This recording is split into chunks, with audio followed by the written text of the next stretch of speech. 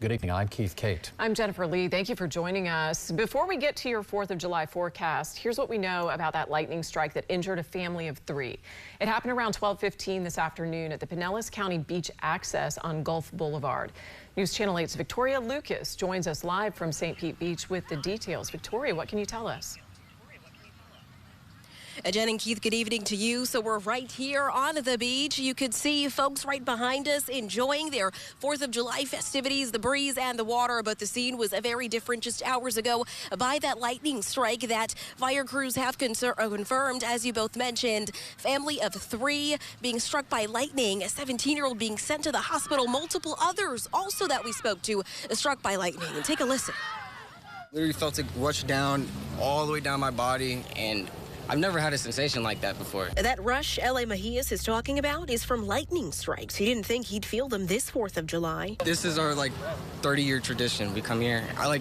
My whole family lives down here. Usually we're well organized when it comes to dealing with the rain, and because we've been doing it for so long. Mejias invited his girlfriend and his best friend this year to Dolphins Beach Resort. They too weren't anticipating the shockwaves. It hit my fingers all the way up here and it hit the middle of my chest too. And they weren't the only ones who were struck. St. Pete Beach fire officials confirm a family of 3 were struck by lightning just after 12:15 while under an umbrella on the beach. Of the 3, 2 adults were treated on scene and refused any medical treatment. A 17-year-old was sent to the hospital. We're trying to keep each other calm and trying to maybe make sure everybody else is okay in the process, making sure we got in the car safely. And they tell me it was a close call. Many telling me here today that if this ever happens again, the next time they hear lightning just for one time, they'll be heading to the nearest place to take cover. Live in St. Pete Beach, Victoria Lucas, 8 on your side.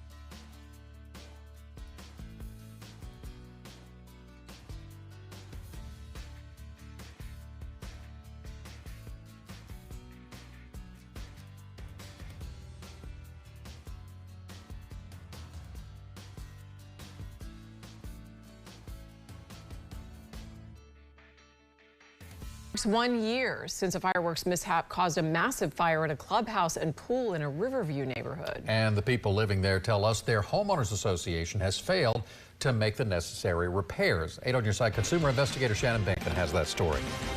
The woman you're about to meet says she hopes this story will do 2 things: help others learn about fireworks safety and spur her HOA to do something about this mess. This was the scene last 4th of July after Hillsborough County Fire Rescue says it responded to fireworks gone wrong in the Wilson Preserve community in Riverview. Within minutes, the small clubhouse and pool area was engulfed in flames. 1 year later, no repairs have been made, and homeowners like Sylvia Johnson are fed up. It's really frustrating, and we have been told by our realtor, the people that we bought our house from in 2014, that our property values are decreasing. And this, in part, is the reason, because people ride by here. First of all, you don't have a pool, and second of all, what you do have here is an eyesore. She says Folio Association Management, which handles business for her homeowners association, hasn't provided many answers. They don't have any updates. That all they can tell us is that they're still working on proposals, and they will get with the residents as soon as they meet with the board of directors and come up with something. We don't know what the actual cost is. We don't know what the insurance is paying, what our deductible is. We don't know any of those things. While the neighborhood deals with another hot summer with no swimming pool, Sylvia tells me she hopes other neighborhoods are spared this kind of tragedy this 4th of July. I reached out to the HOA management company and I have not heard back. Sylvia tells me that she and other residents are prepared with a petition and may take legal action if change doesn't happen soon. I'm Shannon Bankin, 8 on your side. All right, well, party's already underway as people celebrate Independence Day. There's a parade wrapping up right now as we speak in Temple Terrace. 8 on your side's Nicole Rogers is there live. She looks very festive. Nicole, how are things?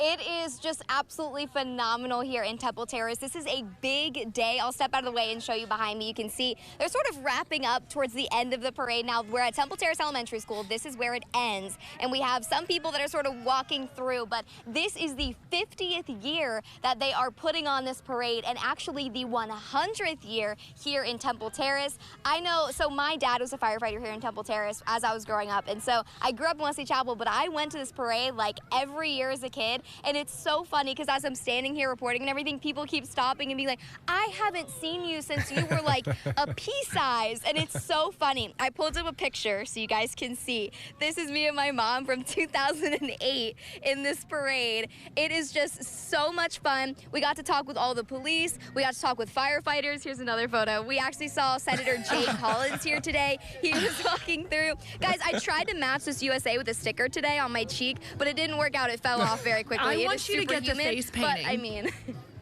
I want you to get the face painting. If there was someone here that would paint it right here, I'd be so down. And I'm glad to see, Nicole, that it looks like the rain stayed away from that area for the parade to go through as planned, huh? It really did, and I was telling them, I was like, guys, there's hope. Yesterday, I was in Lakeland, and it looked like it was going to pour, and it didn't. And honestly, I mean, it's really humid, which makes it feel a lot hotter than it is, but, I mean, the sun is really covered by these clouds, so it's really nice. It's not too hot for everybody walking down. Now, Nicole, you've been going to this since you were a little girl. How have you seen it change and grow from then until now? Well, first of all, the things that you see around, the buildup of Temple Terrace definitely has changed, but also the amount of people. Now, this year, I will say, hi, guys. This year, I will say there are definitely less people, I think, because of the rain. Everybody was expecting it to pour, but over the years, it has gotten bigger and bigger and bigger. It's always led by the police and then the firefighters. We love them, and then followed by, we have the mayors, we have senators, we have the city councilmen, we have so many people, but this grows every year, and it really gets better and better, in my opinion. Well, we are going to leave you to it. I expect next time I see you to have that American flag just painted right on, tattooed, stickered, whatever you need to do, girlfriend. I'll have them, I promise. All right, Nicole, thank you so much for that. It's about 5:45 this morning, and it is Friday, which means it's time for Real Talk. And this week, Amanda Holly highlighting a summer-long fishing tournament.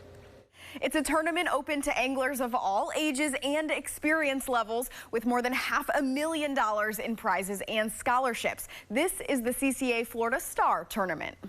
CCA, the Coastal Conservation Association, is a nonprofit focused on protecting marine resources. We're going on 40 years of being established. We do advocacy work, conservation initiatives, and then habitat restoration and restocking. Captain Lisa Fitzgerald directs this annual 100-day fishing tournament.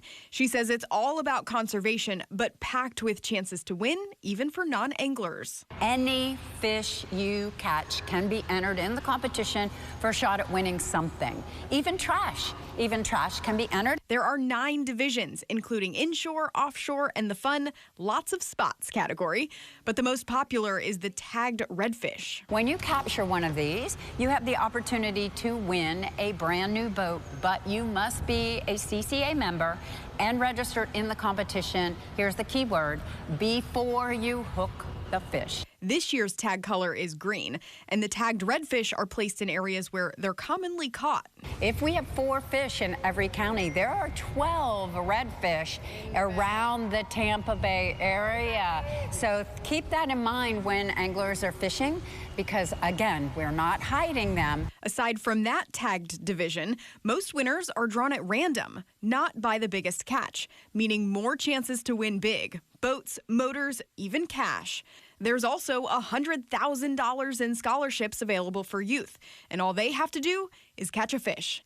Any fish counts. Students, you can also get community service hours for filling 5-gallon buckets of trash. A ton of options for everyone, no doubt. There are some rules to follow, including using a specific identifier in your pictures when you submit them. I've posted a link on WFLA.com with how you and your family can register before you catch your fish. Tight lines. For this week's Real Talk, I'm Amanda Holly.